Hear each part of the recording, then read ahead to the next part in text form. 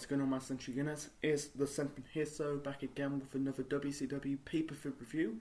This one's the only Spring Stampede show I haven't reviewed on this channel.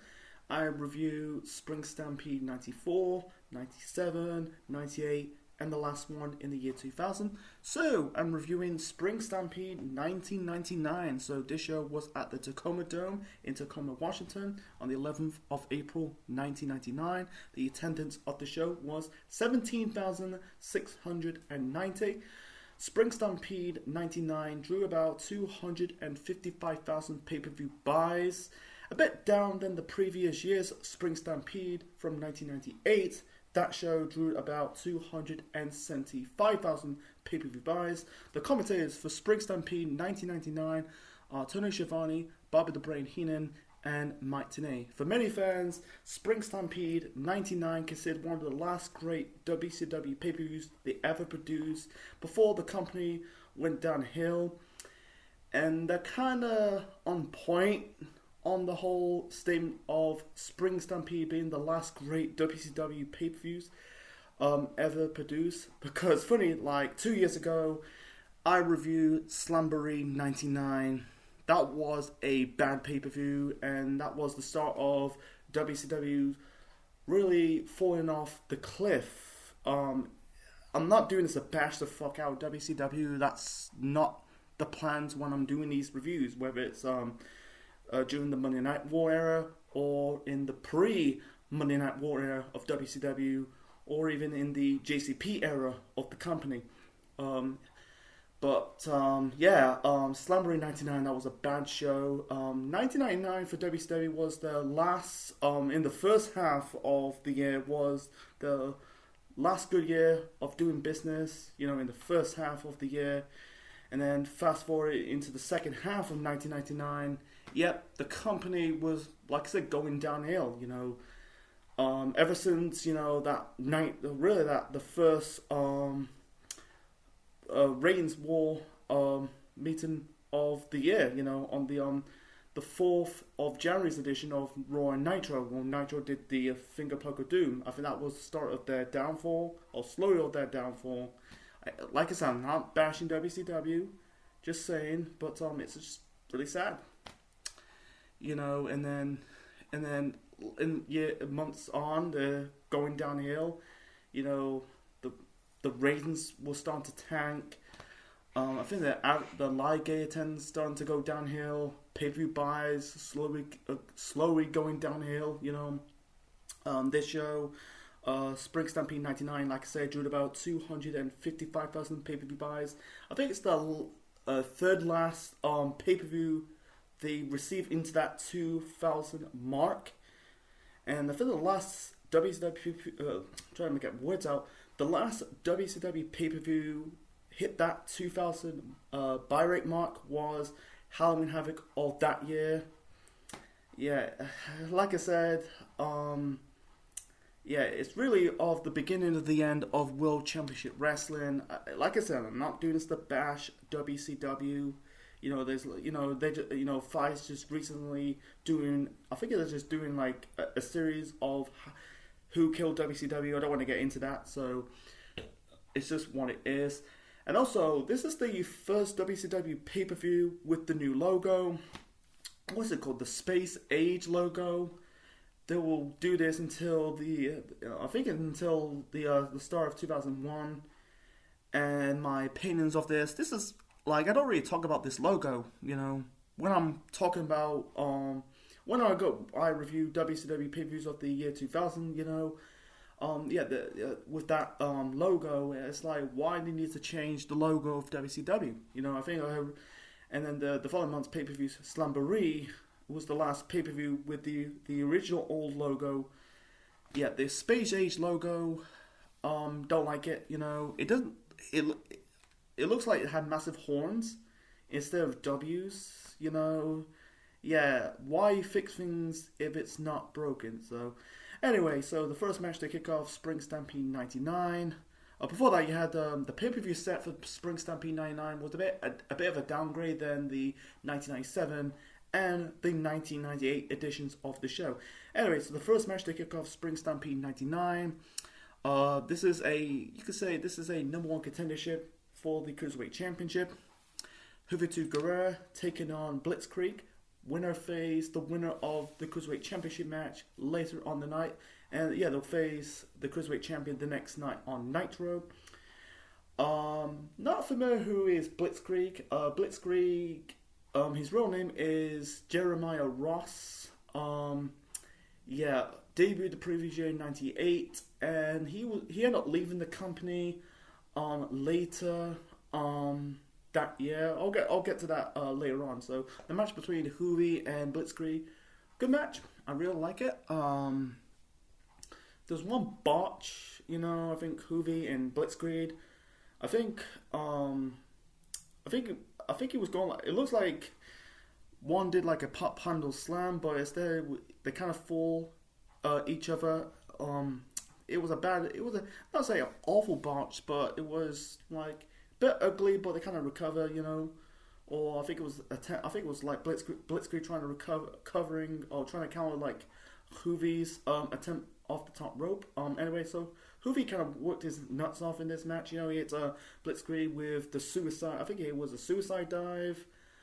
I feel like one more of the match, Blitzkrieg did like a move. He was trying to do the move off the top rope on the rig apron, and Juvi countered with a drop kick. It was really good. It was back and forth. Like Juvi did like a submission hold onto Blitzkrieg, but Blitzkrieg, grabbing his arms and legs, but Blitzkrieg countered into I think it was a pinfall attempt.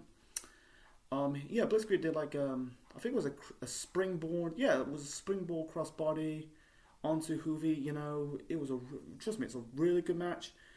It's not on the same level like Ray and Eddie from Halloween Havoc '97, but it was still good. I'll try to keep it short and simple, folks. I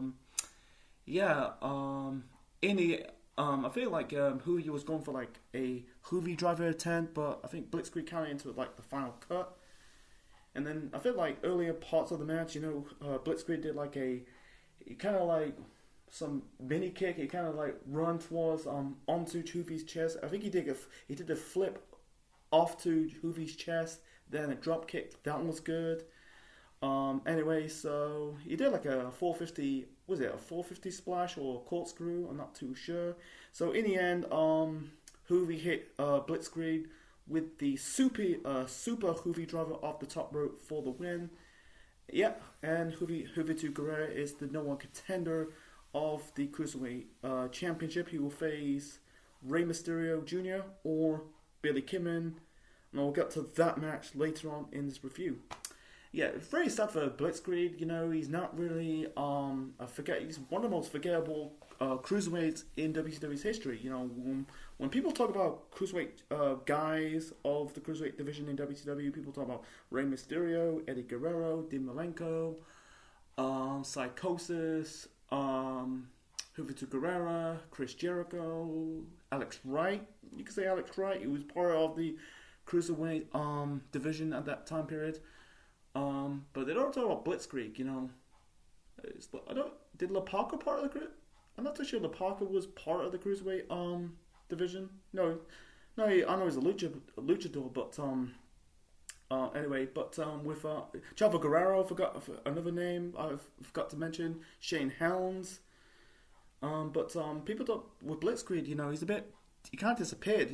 Like I said, he ended up leaving the company later that year, and then he wrestled in the Indies for a couple of years, and in 2004 he had a career-threatening injury. He ended up leaving the business, and now I've done my research that on Wikipedia he's now working as a nurse. So it's really sad, He broke in the business when he was in his late 20s, and he retired at the age of, I think it was 34 years of age. 34. Yeah, I say 34 years of age, or nearly 40. I think it was about 29. So he was about nearly in his late 30s, man. It's just fucking sad. He was been in the business for 10 years. So anyway, so let's move on to the next match. So the next match, we got a hardcore match. Bam Bam Bigelow taking on Hardcore Hack with Chastity in his corner. Hardcore Hack is the Sandman from ECW. You can tell this time period that is a mini ECW invasion. You had Bam Bigelow. Who has some ECW ties. The Brian, like I said, Hardcore Hack, aka the Sandman, and Mikey Whipwreck. And so basically the genesis of WCW, of the Hardcore division that will be introduced later on in the year. This is leading up to the Hardcore title that was later on in the year at Mayhem of that year. Go and check my review of Mayhem '99. But anyway, so the match between the Hardcore Hack and Bam Bigelow, this was fun. I really liked this match. They both bumped their ass. I think both guys bumped their ass off in this match. With the Sandman, he did like a move off. I think it was a wagon. Hit like the senton. It was a senton, or the swanton bomb. Yeah, so the swanton bomb is Jeff Hardy's move, but he hit like a senton off the wagon onto Bam Bam Bigelow on the table. He did it again. This time, I think it was onto Bam Bam Bigelow when he's placed buried underneath a ladder. He kind of hit a bulldog onto Bam Bam Bigelow onto that same ladder, and then one more of the match. Bam Bam Bigelow, not Bam Bam Bigelow, Hack. I don't know why they call him Hack. Why can't they just call him the Sandman? I'm glad they didn't change his gimmick. He's still the Sandman, but they changed his name. It's funny, like Sabu was in WCW a couple years back. He was known that they kept him as Sabu, and also great example, Public Enemy. They let Public Enemy become Public Enemy. WCW kind of misused ECW's like talent over the years. I don't want to get into it, but anyway, so like Sandman, Hack, climbing onto the top of the ladder, and basically, Bigelow grab Hack. I'm gonna call him the Sandman, by the way. Otherwise, it's gonna get confusing. But anyway, so Bigelow grabbed Sandman, threw him off the ladder, and put him through the table. You had Chastity. Unfortunately, she would never stay. She's basically Raven's kayfabe sister, like I said. So she was she never stayed in WCW that long. She ended up getting fired for WCW because she was part of. Yeah, she was done a porn. If you look her up, man, I'm not going to get into it. So anyway, so Chastity kind of trying to spray Bam Bam Bigelow with the fire extinguisher, but Bam Bam Bigelow took the same fire extinguisher. The fire extinguisher. I'm trying to get my words out, by the way. So grabbed the fire extinguisher, spray at Chastity. In the end, he hit Sandman with the greetings from Ashbury Park. Off the top row, through the table, and also on the same fire extinguisher for the win. So yeah, it was a really fun match. Go and check it out, man. It's really good. Yeah, they're trying to copy WWF at this time because they was doing the hardcore stuff as well. Because they've been I think they've been doing the hardcore division for months now. Ever since Vince give Mankind the hardcore title, they've been doing it ever since. Not ever since, but they've been doing it until the year 2002. But anyway, WCW trying to copy it. I think like both divisions at the time were kind of fun brawls. I wish they like bring back the hardcore division. I think it's like. Well, you don't have to use blood, but they're designed to be fun brawls. That's my 2 cents on that. Need a drink, by the way. So let's see the next match. So the next match we got Mikey Whipwreck taking on Scotty Riggs. So anyway, Mikey Whipwreck debuted the previous month at Uncensored. Scotty Riggs, I think the flock was no more. Now he's doing this gimmick. He's trying to be like Rick Rude. That's what I'm saying. In this match, he's been doing Rick Rude. He's trying to act like Rick Rude. Don't get me wrong. He looks like a bit of Rick Rude, but he's doing the hip swinging, and it got me thinking, like, stop doing this. Like it just reminds the fans, the audience, of Rick Rude because at the time Rick Rude, I think it's a paid tribute to Rick Rude because Rick Rude passed away earlier that year at the age of 40. I understand why, but doing a most successful gimmick, it just reminds a lot of audience, like I said, of the most successful wrestler with a most successful gimmick. Anyway, so trying to keep it short and simple. It was an okay match, you know. By the way, there's no bad matches on the show. And I'll get to my final thoughts of the show at the end of the review. But this match was belonged probably on Nitro or Thunder or Saturday Night Main Event. Not on a pay-per-view at the time you spent a lot of money. It was okay, you know. Michael Rivera had his moments, you know, hitting Riggs with the Hurricanrana. I think he did like a mini leg drop off the ring apron, trying to get Woods out. Riggs kind of push Rip Wreck off the ring apron into the steel barricade. Work his moves a little bit, you know. I think it was 2 or 3 or 4 times he's doing the Rick Rude hip toss, or not hip toss, the hip swing or twerk, you know. You're not Rick Rude.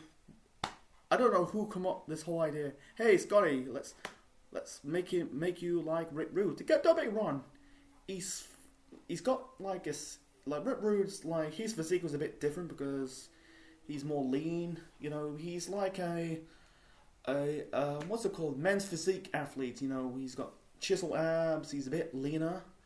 You know, Scotty Riggs got a similar physique, but yeah, it's just like you're just reminding the fans of Rick Rude, not Scotty Riggs, you know. But anyway, so in the end, Rick was trying to mount his comeback, you know. In the end, Riggs hit Mikey Rick with a flying forearm for the win.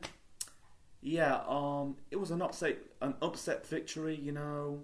It didn't lead up to anything, you know. And really shame for Mikey Ripback, you know. And the announcers brought up his age. He was 25. And it's a shame for him, man. His last pay-per-view match was, I think it was the Great American Bash or Bash of the Beach. He compete in the Junkyard Brawl. I think it was his final match was on Nitro later on in the year. And he ended up leaving WCW, you know. Yeah, due to bad booking, you know. It's really sad for Mikey Ripback, you know. Like 4 years prior, he was ECW World Champion, and then afterwards he was an afterthought. You know, you thought this show or this company WCW can elevate his stock. You know, it's just like it's really sad. You know, WCW kind of like really piss poor the ECW guys over the years. You know, Sabu, Mikey Ripwreck, Shane Douglas. You know, he was a good talent. Mike Awesome, he was the biggest like flop in WCW. You know, they give him some kind of mini push, but they dropped the ball with him. You know, I don't want to get into it, man. You know, otherwise this could be like a 2-hour video. I'm trying to keep it like about 30-40 minutes long, but it's just what it is, man. Let's move on to the next match. So the next match, we got Conan taking on Disco Inferno. Disco is now part of the NWO Wolfpack. For whatever reason, he doesn't really, in my opinion, he doesn't really fit the group. You know, he's better off doing his own thing. This revolves around Conan's music video called Bow Wow Wow, and Disco getting sick of it. You know, I watched the video of Disco. It's basically, you know, his appeared in the green screen of Conan's music video, doing his own rapping, his dancing. You know, people don't like Glenn Gilberti, Disco Inferno, because I think it's his opinions and his shoot interviews over the years. But to be honest, man, I think he's very underrated. You know, in the ring wise and in a character standpoint wise. You know, it's a shame he never wrestled in WWE, man. I think he'll do. He could do decent. He might do bits there. He'll probably have a good, decent run in WWE. You know, it's a shame he never, you know, appeared in WWE. Whether it's, you know, part of the Evasion storyline when the company was bought out by the WWF, or part of the first brand split, the Ruthless Aggression era. But it's just what it is, man. You got me thinking, Disco, part of the Evasion, the Alliance group. That would be good. I think it'd be one of the most entertaining guys in that group, but unfortunately, it's not meant to be. But anyway, You know, he recently dressed up wearing a male's mascaras mask. You know, male mascaras. I think he's the father, or I think he's related to Alberto Del Rio, by the way. And you know, before the start of this match, you know, he had Conan calling Disco Inferno a strawberry. Yeah, the match, like, I think it's a weaker. You know, it's debatable comparing the Sky Riggs versus Mike Ribrat match to this match between Disco and Conan. It was a bit boring, you know, in the Riggs rep match. You know, the fans chanted boring, but I don't consider it boring. But it was kind of like a bit mediocre, a bit dull. This, you know, Disco kind of like every time Conan trying to mount a comeback, you know, Disco cuts him off. You know, he's putting a lot of chim holes onto Conan. You know, it's totally against the story what they plan to go there. Trying to work. Anyway, so trying to keep it short and simple. You know, you had Conan throwing Disco into the ring post. You know, I think he kicked out of Conan's cradle DDT. In the end, Conan hit Disco with the what's it called, the chart breaker. It's basically the Stone Cold Stunner for the win. I'm not saying it's a bad match, you know. It's just totally against the story, you know. Disco. I thought this was gonna be. I thought it was on paper. I thought it's gonna be a back and forth. You know. I thought Disco is gonna be like a chick playing the chicken shit heel, but unfortunately that's not the case. You know, he's been the dominant heel. But I think they should have accomplished anyway if they just did a squash match, you know. But it's just what it is. And trying to check the card. I think the next match, this is for the Cruiserweight Championship. Rey Mysterio Jr. defending the Cruiserweight Championship against Billy Kidman. And by the way, both Rey Mysterio Jr. and Billy Kidman are the WCW Tag Team Champions. Why are they the Tag Team Champions? By the way, Rey won the Cruiserweight title in March, the previous month on Nitro. And then the leading up to Spring Stampede, Kidman and Mysterio defeat Chris Benoit and Dean Malenko of the Four Horsemen via the help by Perry Saturn and Raven. We'll get to those guys later on after this match. You know, that was during the spring break edition of Nitro. This match was fucking awesome, man.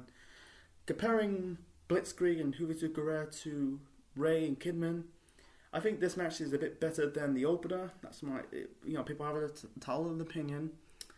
It was really good, man. It was back and forth, you know, bumping their ass off. Well, I think like Kidman did like a mini shooting star press off the ring apron onto Rey. I think he hurt his knee in the process, you know. But he kind of recovered. I think Rey hit his head, like he did like a Hurricane Runner onto Rey, not Rey, onto Kidman, onto the floor. You know, it was he kind of hurt his head a little bit, but he kind of like recovered. You know, but it didn't really hurt this match. You know, it was good back and forth match.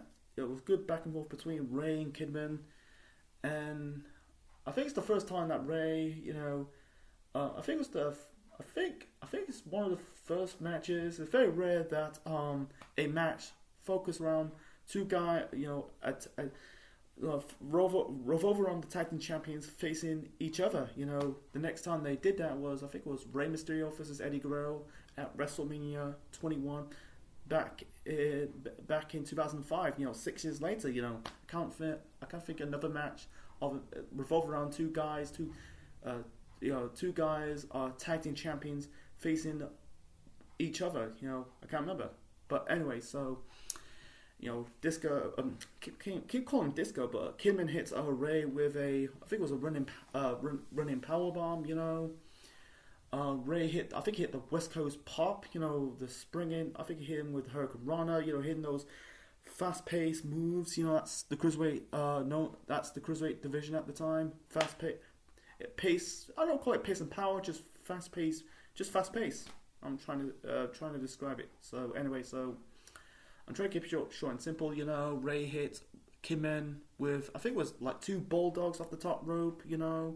Kidman kicked out. I don't think Kidman hit like a I don't think he hit his actual finisher onto Ray off the top rope in the ring. He did like I said, he did a mini shooting star press off the ring apron, you know. But anyway, so it was going, you know, Ray trying to hit power upon Kidman counting into I think it was a Hurricane Rana. He was going for the shooting star press. Ray countered it. He kind of nuts him off, you know, Kidman's groin or his balls. Hit the the top turnbuckle. Hit the Hurricane Rana for the win. So yeah, Ray retains the Cruiserweight Championship on this show. He went on to face Blitzkrieg the next night on Nitro. Not Blitzkrieg. Juventud Guerrera the next night on Nitro. And then I think he ended up dropping the belt to Psychosis. In April, I think it was April. That was just leading up to Slamboree. So besides that, you know, really good match. You know, Ray. It's really funny, like Ray and Kidman. You know, went on to have they end up becoming Cruiserweight Tag Team Champions in 2001. You know, before the company went under. And it's funny with Ray. You know, went on to have a better career in WWE. You know, Kidman was Cruiserweight Champion in WWE, but Ray went on to become a World Champion. You know, he won the World Heavyweight, the big gold belt twice, and WWE Championship in 2011.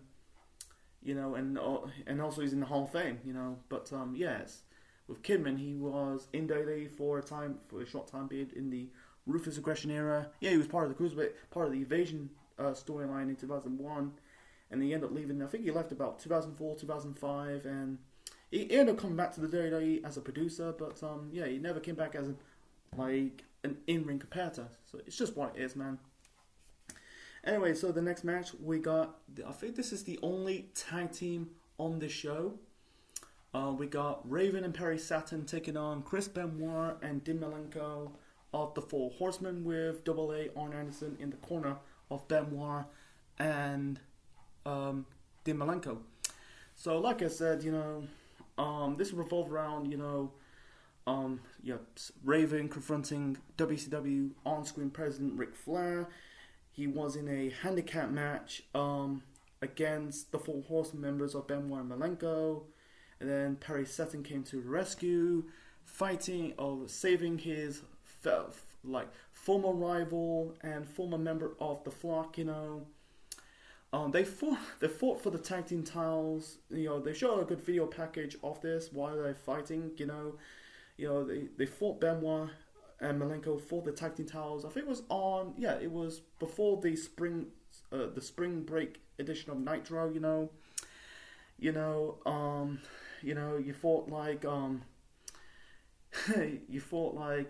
thought Raven and Saturn won the tag team titles from Benoit and Malenko. Unfortunately, it was overdue to you know, I think like Raven hit, I think it was Benoit or Malenko with the tag team title belt.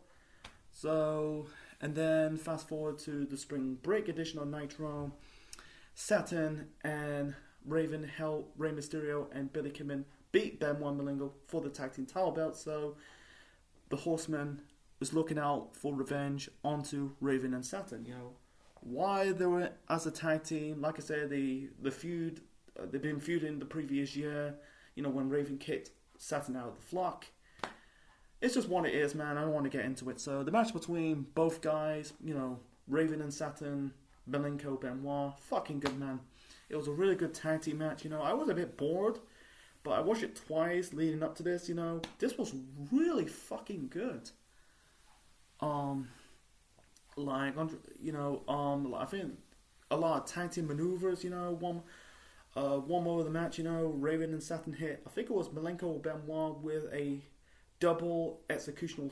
Was it the executional chair on spot? That was good. And then Malenko Benoit did like a I think it was a drop kick suplex combo onto Raven. I think, yeah, it was Raven. And then they did like I think it was on Raven or Saturn. It was a drop toe hold and elbow combo. There was a lot of tag team maneuvers into this match. You know, I think like Raven. it's not Raven. I think it was Malenko locking the Texan Cloverleaf onto Perry Saturn. Saturn reached the ropes. Like Arn Anderson got involved. There was kind of like a beat down early parts of the match. You had Benoit, Malenko, and Arn Anderson. Stomping on Raven. And by the way, the referee was Charles Robinson. He's now in the pocket of WCW's President Ric Flair. This is leading up to him becoming Little Nate. That's another story, another time. I'll review his match against Gorgeous George at Stampede 99. Go and check it out. But anyway, so he's been the crooked referee, stopping the hot tag. Anyway, so Saturn trying to do the move off the top rope onto, I think it was onto Malenko, but Arn Anderson came to the rescue, pulled Malenko off the table and sat at the table. Raven did before that, Saturn hit, I think it hit Malenko with the Death Valley Driver, but Benoit break up the pin, hit Saturn with the flying headbutt. Raven hit the drop Toho onto Benoit onto the chair. In the end, you thought in the end you had a Raven hit the even flow onto Malenko. I think it was Malenko, and then Benoit. You had Arn Anderson came to the ring. You thought you hit Raven with the chair, but instead you kind of placed the chair. I think he placed the chair onto Raven, on Raven's head. Benoit did the diving headbutt onto it, and Malenko pins Raven for the win. So Benoit and Malenko won this tag team match. I think it's for the best, man. They just recently dropped the tag team belts to Rey Mysterio and Billy Kidman, so it's just what it is. I think they continue their rivalry leading up to a triple threat match. I think it's for the tag team belts the following month at Slamboree. But I don't think it hurt. I don't think it hurt the morale of Raven and Saturn. I think who deserves this win? I have to go with Malenko and Saturn of the Four Horsemen. Not Malenko and Benoit of the Four Horsemen. Sorry, my memory's a bit all over the place, man. Anyway, so and by the way, they were heels. By the way, because I forgot to mention this. At Actually, I'll explain it when I get to the four-way match in the main event on this show later on in this review. Anyway, so the next match, this is for the television championship, the United States Championship. This is the finals of the United States Championship tournament. Television champion Booker T taking on Big Papa Pump Scott Steiner, part of the Wolfpack. Like I said, this is the finals of the United States Championship tournament. So, the original champion was Scott Hall, and then Scott Hall suffered I think it was a foot injury. I don't know if that was a kayfabe injury or a real life injury. But anyway, so Ric Flair, he kind of stripped Scott Hall for the belt, announced a tournament to crown a new champion at this show. And the build up to this is revolved around Booker T's mini rivalry with, not just with Scott, but I forgot to mention this, at Uncensored, another show I reviewed in the past, Booker T defeats Scott Steiner for the television championship after, both Bagwell's miscommunication, that lead up to Bagwell get kicked out of the NWO. I think it was the Wolfpack at the time, or the Black and White, because at the time they did the whole Black and White Wolfpack supergroup. So anyway, so Bagwell's out of the group. So it's still the continuation of this rivalry between Steiner and Booker T, and also this mini feud between Booker T and Chris Jericho. Jericho got knocked out in the tournament by Scott Steiner. I think it was on the spring break edition on Nitro, and then he kind of got himself back into the tournament, and yet Stevie Ray helping his brother beat Jericho in, I think it was in the semi-finals of the tournament. I think that was the end of Jericho's run in WCW, because his final pay-per-view match with the company was against Perry Saturn at Uncensored. Yeah, it was Uncensored. It wasn't Super Bowl. It was Uncensored in the Dark Collar match, and they had some few matches leading up to on Nitro and Thunder, and then he was gone. He was gone in WCW, and he won't debut in the WWF. That'll be in August. Yeah, it was August. You know, did the Roy's Jericho thing. That was, I think, it was one of the top 5 best. I think it was one of the best debuts at the time for Jericho. You know, he was. You know, he came in as a hot free agent. And the rest is history. So, this match between Scott Steiner and Booker T for the United States Championship. Even though Booker T's entering this match as the TV champion, I wish they did a triple threat match. Steiner, Booker T. If they didn't do, let me say if they didn't do the United States title match on the show, they could probably do a triple threat match. Booker T, Scott Steiner, and Chris Jericho for the TV title. But unfortunately, that's not the case. So anyway, it was a good match, but it was more entertaining with Scott Steiner. Scott Steiner was just the whole bulk of the match. He was really like getting in the fans' faces, the male fans' faces. Like getting in their faces. One more of the match. I think it was before this match. He kind of let a female fan touching his chest. Scott Steiner's fucking jacked, man. Despite if he's used steroids or not. I feel like he was getting in the fans' faces. I think he confronted one of them. He did like a bicep pose, and Steiner says you ain't shit. They kind of bleeped out Steiner swearing. And also during this match, Steiner was like jump onto but he kind of climbed towards the barricade and trying to chase after a fan. They kind of pissed off Scott Steiner. And he was going after the fans, trying to attack the fans during this match. Every time the fans touching Scott Steiner, there were a lot of steroid chants towards Steiner. Like I said, if Steiner's in gear, you can't really prove if he's on gear or not. Because I'm getting sick of the whole natty or not natty thing. It's like you don't know. I don't want to get into it, but anyway, so the match was really good between Booker T and Steiner. They both got decent chemistry. They got history between each other. They fought every card of WCW. They fought in the tag team division. Holland Heat versus the Steiner brothers. They fought for the TV title. They fought the United States title. And they ended up fighting for the world title. Both Steiner and Booker T went on to win their first world championship the following year.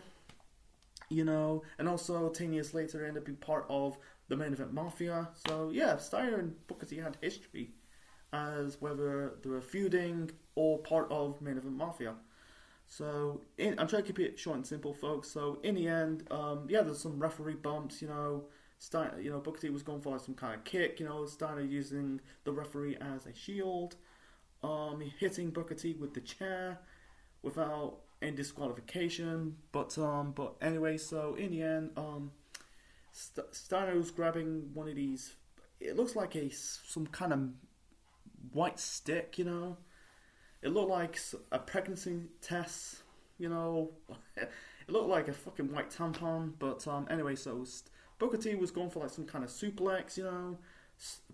Steiner stabbed Booker T with that weapon, or in Ted Turner's standards, an international object. And also aka a foreign object into the throat of Booker T, pins him, and Scott Steiner is the new United States champion.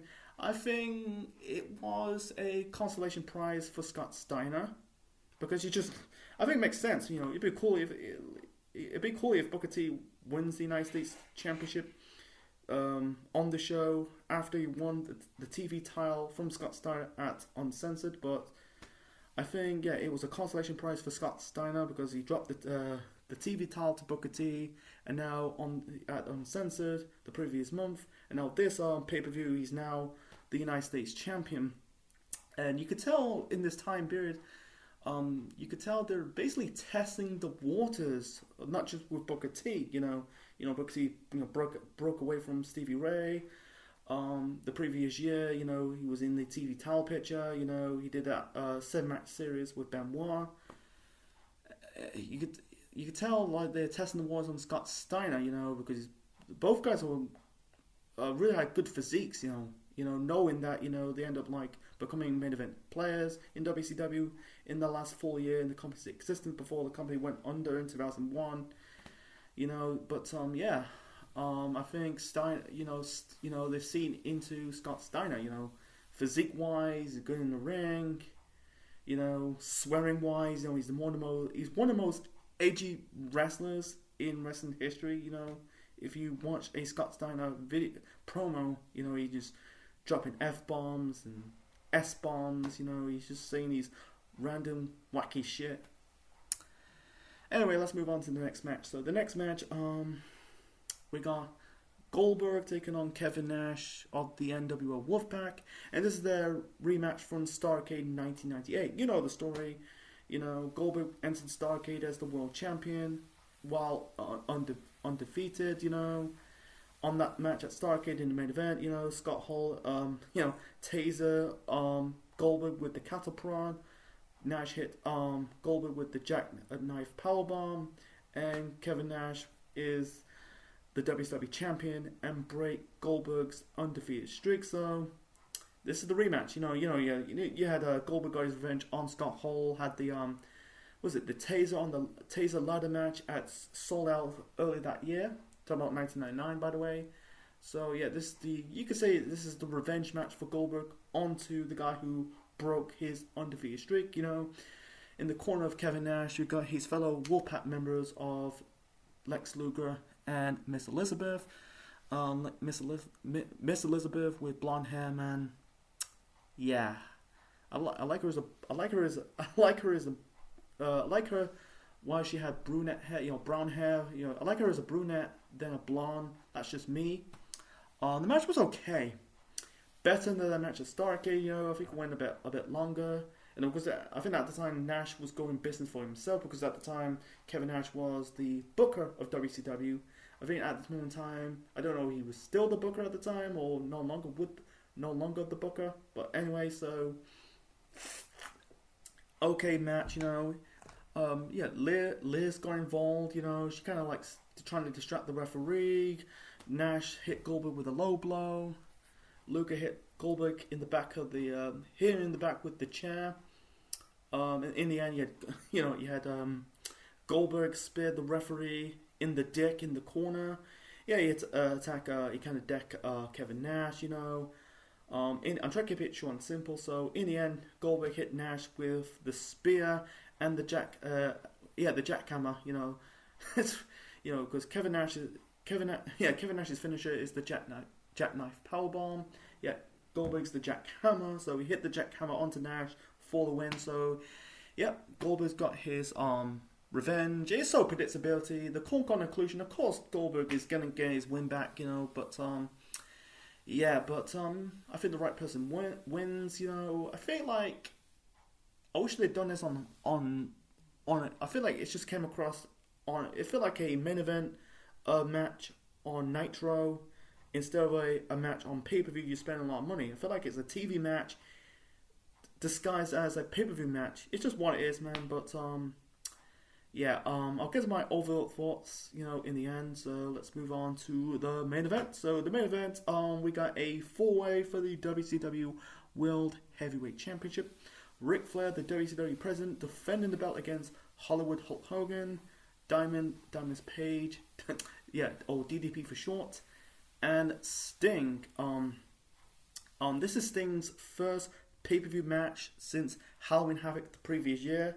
You know, he was in the match against Bret Hart. You know, he got injured by the hands of Bret Hart's bat. You know, to rid him off the storylines. You know, you won't see Sting on TV ever since. You know, but in reality, I've done my research that he was wrestling house shows before Spring Stampede. So. You had Bret, you know, his final pay-per-view match, and, you know, he was at World War III 1998. I think he kind of left. He came back because of Owen passed away. So, anyway, so, yeah. So, how we get there? So, you know, I'd uncensored the previous month, you know. Hulk Hogan defended the WCW World Heavyweight Championship against Ric Flair in a First Blood Steel Cage match, you know, with Charles Robinson, aka Little Nate, in the pocket of the President Ric Flair. So going into this, Ric Flair was the babyface, Hulk Hogan was the heel, and then on this in that match on Uncensored, they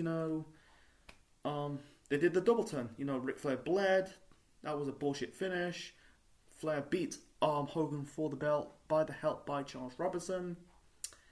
Before Uncensored, the NWO were the heels, and the Horsemen were the babyface. And after Uncensored, the Horsemen are the heels, and the NWO, or mostly Hogan is the babyface.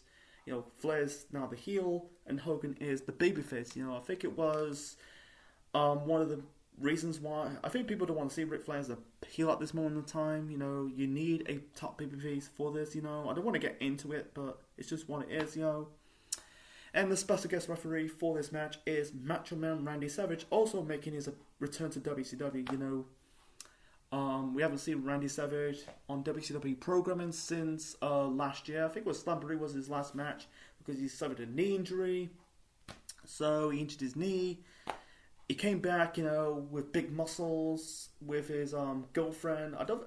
Maybe his kayfabe girlfriend or real life girlfriend, Gorgeous George. I'm gonna say about Macho Man Randy Savage, man. With his physique, man. We're 3 years away until his appearance in the first Spider-Man film. Wow, he was fucking jacked, man. I think before that his physique was a bit average, and then after he's came back from an injury in 1999, he's jacked. He's super jacked. It's really sad that he's no longer with us. So yeah, 4-way match for the WCW World Heavyweight Championship. Flair, Hollywood Hulk Hogan, Diamond Dallas Page, and Sting. This was good. Hard to say match of the night. I think the match of the night for me has to be the tag team match, Horsemen versus Perry Saturn and Raven. I don't know, man. I'll get to my final thoughts of the show in the end. So anyway, trying to keep it short and simple. So this match was good. The first half of this match, it was basically Flair taking on Hogan, Sting taking on DDP, and then vice versa. Hogan. First off, Flair working on the leg of Hulk Hogan, locking the figure 4 leg lock, and then DDP's acting heelish, I'll get to that later on, but DDP kind of locking the a different version of the figure 4 leg lock on Hogan onto the post, and then Hogan looks like he's suffered a knee injury. You got Doug Dillinger and officials trying to. I think there was another referee trying to carry Hogan out of the building, and then Eric Bischoff appeared for whatever reason. With silver hair. It's very weird to see Eric Bischoff with silver hair. I check his age at this time. I think back then he was in his early 40s. Yeah, it's really a shame with some people have grey hair not just in your 40s but in your 30s. But I like Bischoff with his dark hair when he was as an announcer or part of the NWO, or even in his run in WWE when he was the Raw GM. Next time he continued to have grey hair until he was in 1999, and then in the year 2000 he was part of this part of the New Blood with Vince Russo, and then he ended up returned to his grey hair in his final, I think it was his final year in WWE in 2005 on screen, and then he ended up having grey hair when he was in TNA. It's just that's his natural hair color. Like I said, I prefer his dark hair. But anyway, so Hogan's out of the picture. I think he suffered a knee injury. He came back later on in the year when he came back as the yellow and red of Hulkamania Hulk Hogan. That's another story for another time. Now the 4-way match, the 4 corners match, is now a 3-way match or triple threat match. Sting, DDP, and Ric Flair. It was a really good match, by the way. I think it's the first match in-ring interaction between Sting and Flair for years, since 1995, I think. Ever since they kind of didn't interact ever since. This first in-ring interaction between both guys since 1995. Anyway, so it was between. I think it's like it kind of like they paced this match very well. Like in the second half of this match, one moment is Sting and Flair. Next thing is Sting and DDP. I don't think DDP and Flair had an interaction in this match, but it's just what it is. So trying to keep it short and simple. You had I think you had Sting. I think it was Flair and DDP. There was like a sleeper hold spot, and Sting did like a double jawbreaker onto Flair and DDP. I think he hit the Scorpion Deathlock, onto. I think it was on DDP. Maybe Flair, not too sure. Flair locking the figure four leg lock onto Sting, and Sting got his hand on the ropes. Savage. Kicked Sting's hand off the ropes, grabs Flair's arms, dragged him away to the ropes, and I think he hit the diving elbow onto Flair. I'll get to that shortly. And I think there's also the first confrontation in-ring interaction between Savage and Flair for years. Since their rivalry in 1995 and early parts of 1996. Since then, they kind of like, you had the whole NWO stuff. They're doing their own stuff. But anyway, trying to keep it short and simple. In the end, DDP hit the Diamond Cutter onto Ric Flair for the win, and DDP is the WCW World Heavyweight Champion for the first time. He's the odd one out because Hogan, Flair, and Sting are former WCW World Champions. Savage, who's the special guest referee, is also a former WCW World Champion. And DDP winning the world title was good. I think it was the right call. Seeing him and Savage, Savage giving DDP the bell, raising his arm in victory. It's funny, like 2 years prior, they were feuding. That was DDP's first feud when he was trying to burst as a single star, the rising single star. That really put DDP really truly on the map, his feud with Randy Savage. And fast forward 2 years later, they're kind of like buddies now. I think DDP entered this match as a babyface. He was acting a little heelish. He ended up turning heel in the process later on in the year. I think he's more natural as a babyface. His heel runs never work. He ended up forming the Jersey Triad with Bam Bam Bigelow and Chris Kanyon. He ended up feuding with Kanyon the following year. And I think his worst heel run has to be his feud with The Undertaker, part of the Invasion storyline in 2001. But DDP winning the world title was the right call.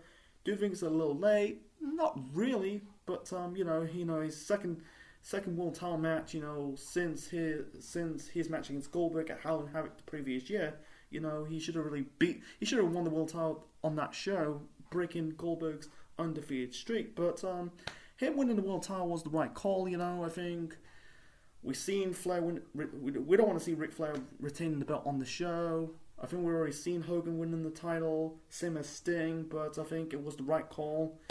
This is DDP's first of 3 WCW World Championships he's gonna win until the company went under. He ended up dropping the belt, winning the belt back. But I feel like the guy was only 43. The guy was only 43. People say this is or maybe one of the reasons why Chris Benoit left the company the following year, because he was an Eric Bischoff guy. Bischoff liked him.